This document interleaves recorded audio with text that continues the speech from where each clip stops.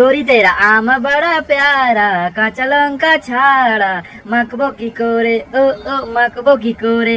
Hello গরিবেরা, তোমাদের জন্য গরমে আম নিয়ে চলে এলাম। মালিক, এ শালা বহুত বকছে, শালাকে পুরো ফালি ফালি করে দাও তো।